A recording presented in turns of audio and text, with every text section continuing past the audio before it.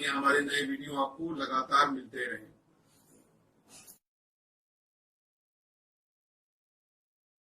नमस्कार दोस्तों, धर्म रहस्य चैनल पर आपका एक बार फिर से स्वागत है।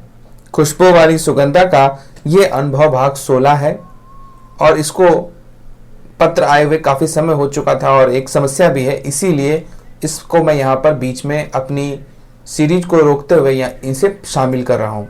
तो चलिए पढ़ते हैं इनके पत्र को। प्रणाम गुरुजी। गुरुजी, दर्शकों से आज सबसे पहले एक निवेदन है कि कुछ समय से मेरे नाम की आईडी बनाकर कुछ लोग कमेंट सेक्शन में कमेंट कर रहे हैं। गुरुजी, मेरी मानवीय नज़रों की एक सीमा है, परंतु सुगंधा की नज़रों से कोई सीमा नहीं होती।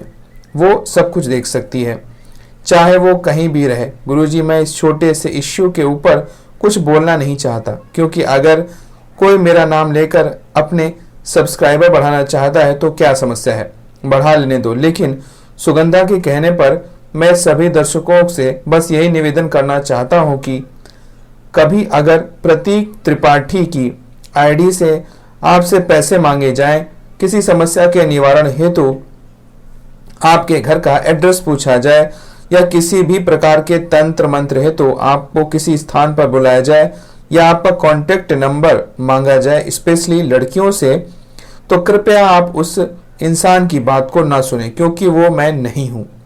गुरुजी, मुझे किसी से भी मिलने की या फोन पर बात करने की अनुमति मुझको नहीं है। सुगंधा के दिए ज्ञान को बेचकर पैसे कमाने की भी अनुमति मुझको नहीं है, और ना मेरी कभी आईडी हैक हुई है, और ना ही मैंने कभी किसी साधक या साधिका को अपना चैनल सब्सक्राइब करने के लिए कहा है। धर्म रहस्य चैनल पर अपने अनुभव प्रकाशित करने के पीछे मेरा उद्देश्य कुछ और है, जिसको कुछ लोग कभी नहीं समझ सकते। मैं तो यहाँ तक विनती करूँगा गुरुजी कि जितने भी दर्शकों ने मेरे चैनल को सब्सक्राइब किया है, कृपया आप सभी लोग मुझे अनसब्सक्राइब कर दीजिए और सुगंधा की बताई हुई बातों का सिर्फ 10% अगर आप अपनी जीवन शैली में शामिल कर लेंगे तो मेरा उद्देश्य पूरा हो जाएगा।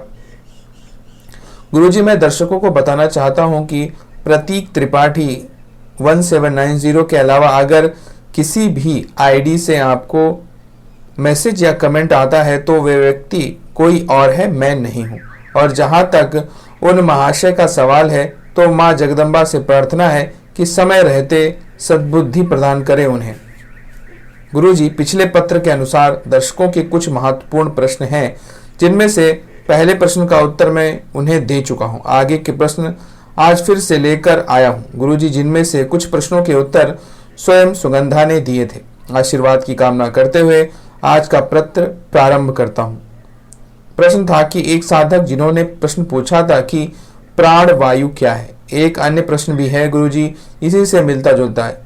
इन्होंने भी यही प्रश्न पूछा था। ये कहते हैं कि भाई, सुगंधा भाभी ने एक बार आपसे कहा था कि अगर आप प्राण रूपी वायु को जीतकर जप और ध्यान में तत्पर रहेंगे तो मंत्र जनित फल के भागी बनेंगे, क्योंकि पंचभूत तन की शुद्धि करके योगाभ्यास करने वाला साधक यदि सकाम हो तो अणिमा आदि सिद्धियां सरलता से प्राप्त कर लेता है, और यदि विरक्त यानी सन्यासी हो तो उन सिद्धियों को लांघकर चिन्मय स्वरूप को प्राप्त कर भूत मात्र से तथा इंद्रिय रूप से बने इस त्रिलोक से सदा सर्वदा के लिए मुक्त हो जाता है तथा वैकुंठ में निवास करता है। भाई, देवी के कहे हुए हर शब्द में जीवन के गुप्त रहस्य छिपे होते हैं। कृपया देवी के इस संवाद को और सरलता से व्यक्त करने की कृपा करें। उत्तर है, गुरुजी, जब इनका ईमेल मेरे पास आया तब मैं ऑफिस में था और सुगंधा मेरे फ्लैट पर थी। जी गुरुजी, विवाह के बाद मैंने सुगंधा से उस अंधेरी गुफा रहने की जगह मेरे साथ मेरे फ्लैट पर ही रहने की विनती की थी और सुगंधा मान गई थी। गुरुजी, सुगंधा पूरा दिन पूजा करने वाले कमरे में ध्यान लगा कर बैठी रहती हैं और शाम को मेरे ऑफिस से आने के बाद ही सिर्फ थोड़ी देर के लिए अपने ध्यान से उठती हैं और मेरे सो जाने के बाद सुगंधा वापस अपने ध्यान में लीन हो जाती है। मैं उस शाम जब घर आया तो सुगंधा हमेशा की तरह अपने ध्यान में लीन थी और अंधक पूजा के कमरे के दरवाजे पर बैठा था। गुरुजी, मैं जूते चप्पल उतार कर हाथ पैर धोकर एवं आचमन करके सुगंधा के पास गया और सुगंधा को काफी देर तक वहीं दीवार से टिककर बैठे बैठे देखता रहा। कभी सुगंधा के चेहरे पर मुस्कान होती तो कभी उसके चेहरे पर चिंता के भाव होते, जैसे वो अपने ध्यान में किसी से बात कर रही हो। मैंने उस समय सुगंधा को ध्यान से जगाना ठीक नहीं समझा गुरुजी, और मैं उठकर वहां से जाने लगा। और तभी मेरा पैर दरवाजे पर लगा गुरुजी, और दरवाजे पर पैर लगने के कारण सुगंधा अपने ध्यान से जाग गई गुरुजी। गुरुजी, सुगंधा ने मेरी तरफ देखा और अपनी मीठी और मधुर आवाज में मुझसे बोली कि आ गए आप। गुरुजी, सुगंधा ने मैंने फिर उससे पूछा और प्राणवायु की विस्तृत जानकारी मांगी, और सुगंधा ने जो बातें मुझको कही थी, जिसको आपको आपके भाग 12 में प्रेषित किया था, उसको और विस्तार से समझाने के लिए गुरुजी, सुगंधा ने अपनी मीठी और मधुर आवाज में आप अपने कहे हुए एक एक शब्द का विस्तार वर्णन करना प्रारंभ किया। गुरुजी, सुगंधा ने मुझसे कहा था कि प्राणवायु को समझने से पहले आपको पंचभूत तन यानी कि अपने इस शरीर को समझना पड़ेगा। गुरुजी, सुगंधा ने बताया कि पृथ्वी, जल, अग्नि, वायु और आकाश, आप जानते ही हैं कि इन्हीं पंच महाभूतों से शरीर का निर्माण हुआ है, लेकिन किस भूत तत्व से शरीर के किस हिस्से का सृजन हुआ है, ये अभी आपको जानना शेष है। त्वचा, अस्थि, नाड़ी, रोम और मांस, ये 5 पृथ्वी तत्व के द्वारा आपके शरीर में बनाए गए हैं। लार, मूत्र, शुक्र, मज्जा और रक्त, ये 5 जल तत्व के द्वारा आपके शरीर में बनाए गए हैं। इसी प्रकार क्षुधा, तृष्णा, निद्रा, आलस एवं कांति, ये 5 तेजस यानी कि अग्नि तत्वों के कारण आपके शरीर में बनाए गए हैं। ऐसे ही राग, द्वेष, लज्जा, भय और मोह, ये 5 वायु तत्वों के द्वारा आपके शरीर में बनाए गए हैं। इसी प्रकार शब्द, चिंता, गांभीर्य, श्रवण और सत्य संक्रमण यानी सत्य और असत्य का विवेक करना, ये 5 आकाश तत्वों के कारण शरीर में आते हैं। गुरुजी, सुगंधा और अपनी मीठी मधुर आवाज में आगे बोली कि कान, त्वचा, नेत्र, जिह्वा और नाक, ये आपके शरीर की ज्ञानेंद्रियां हैं, जबकि हाथ, पैर, वाणी, गुदा और लिंग, ये कर्मेंद्रियां हैं। आप इस समय जिस मनुष्य योनि में हैं, इसमें इड़ा, पिंगला, सुषुम्ना, गंधारी, गजजिह्वा, पूषा, यशा, अलंबुषा, कुहू और शंखिनी, ये 10 नाड़ियां हैं। यही प्रधान 10 नाड़ियां आपके इस शरीर रूपी पिंड के मध्य स्थित हैं। गुरुजी, सुगंधा ने अपनी मीठी और मधुर आवाज में मुझसे कहा कि प्राण, अपान, समान, उदान, व्यान, नाग, कूर्म, कूकर, देवदत्त और धनंजय नाम के 10 वायु आपके शरीर में विद्यमान है। आपके द्वारा ग्रहण किया हुआ अन्न ही आपको पुष्ट नहीं करता, अपितु प्राणवायु का आपको रिष्ट पुष्ट बनाए रखने में बहुत बड़ा योगदान है। प्राणवायु के माध्यम से ग्रहण किया हुआ अन्न आपकी इस मानवीय शरीर के सभी संधियों तक पहुंचता है। गुरुजी, सुगंधा मुझसे प्यार समझाते हुए बोले कि आपके द्वारा ग्रहण किया हुआ आहार वायु के द्वारा ही 2 रूपों में विभक्त हो जाता है। तब प्राणवायु ही गुदा भाग में प्रविष्ट होकर अन्न और जल को पृथक पृथक कर देती है, तथा यही प्राणवायु अग्नि के ऊपर जल को, जल के ऊपर अन्न को पहुंचाकर स्वयं अग्नि के नीचे रहकर अग्नि को धीरे धीरे जलने के लिए उत्साहित करती रहती है। तत्पश्चात प्राणवायु से उद्दीप्त हुई अग्नि अन्न के रस भाग को अलग और शुष्क भाग को अलग कर देती है। यही शुष्क भाग 12 प्रकार के मलों के रूप में शरीर से बाहर निकलता है। आपके इस मानवीय शरीर से कान, नाक, नेत्र, जिह्वा, दांत, नाभि, गुदा और नख, इन सब के मल के ये सब आश्रय हैं। ऐसे ही विष्टा, मूत्र, शुक्र और पसीने के रूप में मल अनंत प्रकार के होते हैं। गुरुजी, सुगंधा ने अपनी मीठी और मधुर आवाज में मुझसे आगे कहा कि आप इस समय जिस मानवीय शरीर में रहते हैं, आपके इस शरीर में 3 करोड़ रोम, 32 दांत एवं सिर पर बालों की संख्या 7 लाख और नख 20 की संख्या में दिए गए हैं। आपके इस शरीर में 1000 पल मांस। गुरुजी, 1 पल स्वर्ग लोक की नापने की इकाई है और 1 पल का मान 4 स्वर्ण के बराबर होता है। 100 पल रक्त, 10 पल मेदा, 10 पल त्वचा, 12 पल मज्जा, 3 पल महारक्त, 2 कूड़व। गुरुजी, ये भी स्वर्गलोक की एक इकाई है। 1 कूड़व की 2 पसरती होती है। 2 कूड़व आपके इस शरीर में वीर विद्यमान है।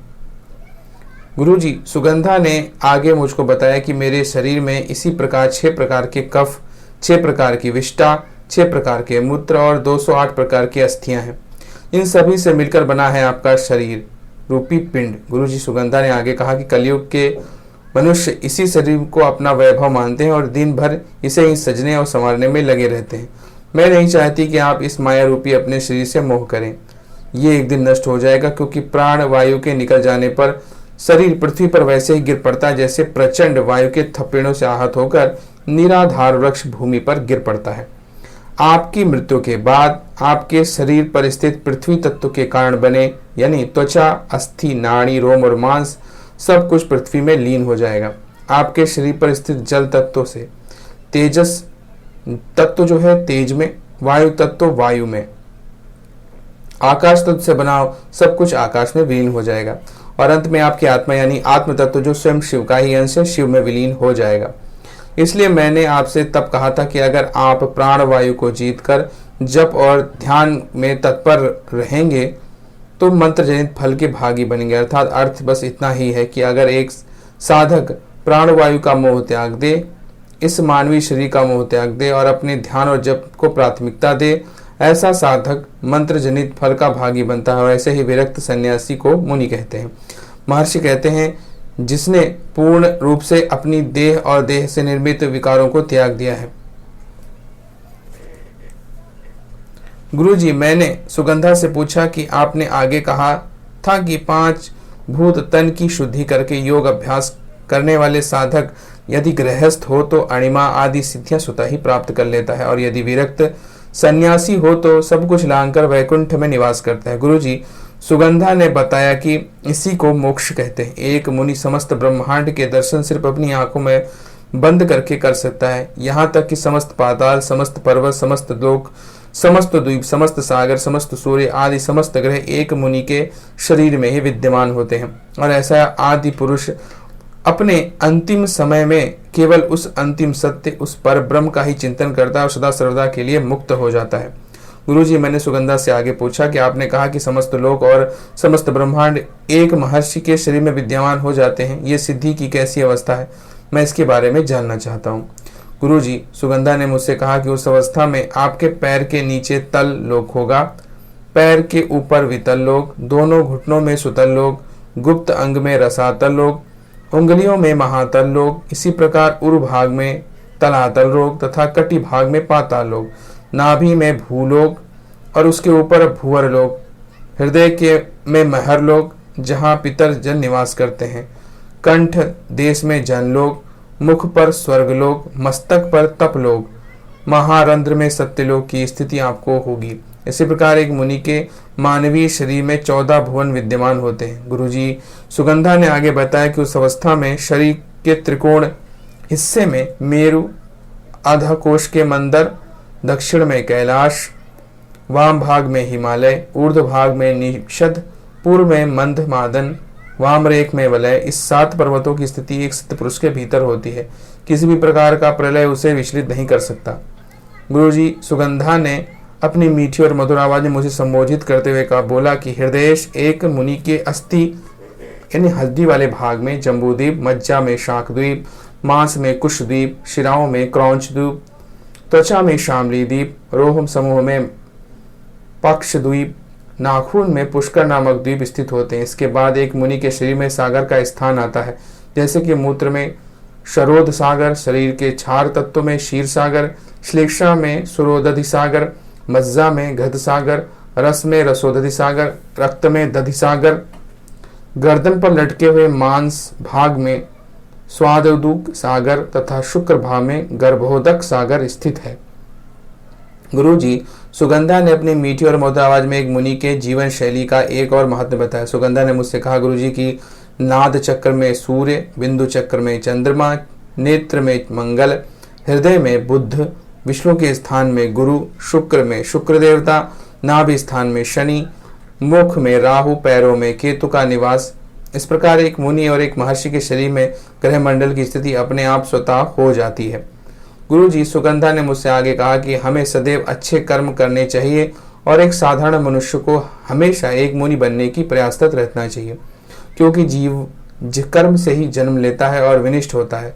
सुख दुख भय कल्याण कर्म से ही प्राप्त होते हैं। नीचे की ओर मुख और ऊपर की तरफ पैर किए हुए प्राणी को प्राणवायु ही खींचकर गर्भ में बाहर लाती है।